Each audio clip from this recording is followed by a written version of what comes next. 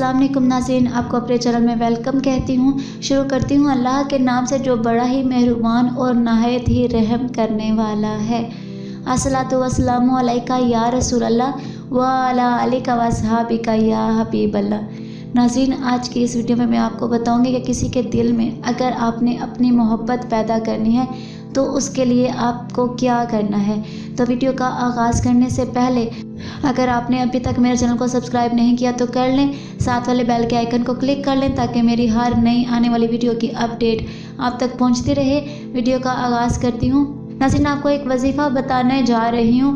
वजीफ़ा जो है किसी के दिल में अपनी जायज़ मोहब्बत डालने के लिए है, जिसको आप सच्चे दिल से चाहते हो और इससे शादी भी करना चाहते हो, उनके लिए वजीफ़ा करना है। वजीफ़ा करने से पहले आप कुछ सदका और खैरात भी कर दें और 2 रकत नमाज नफल हाजत पढ़ लें। वजीफ़ा जुमेरात और जुमे की दरमियानी रात या फिर एतवार और पीर की दरमियानी रात को शुरू करना है। टाइम रोज़ाना इशा की नमाज के बाद का है। 3 मरतबा शुरू और आखिर में दरूद शरीफ को पढ़ना है। कोई सा भी आप दरूद शरीफ पढ़ सकते हैं।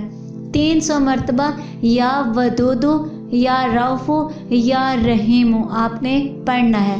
उसके बाद आप जिससे मोहब्बत करते हो अपनी आंखें बंद करके उसका तस्वर करें और फिर उस पर फूंक मार दें। फूंक मारने के बाद अल्लाह से दुआ मांगे।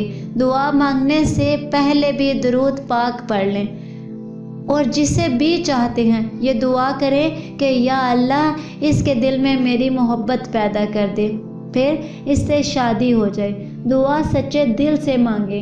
वजीफ़े की मुद्दत कम से कम 11 दिन या फिर 41 दिन तक करें। अगर आप यकीन के साथ करेंगे तो अल्लाह आपकी मुराद जल्दी ही पूरी कर देगा।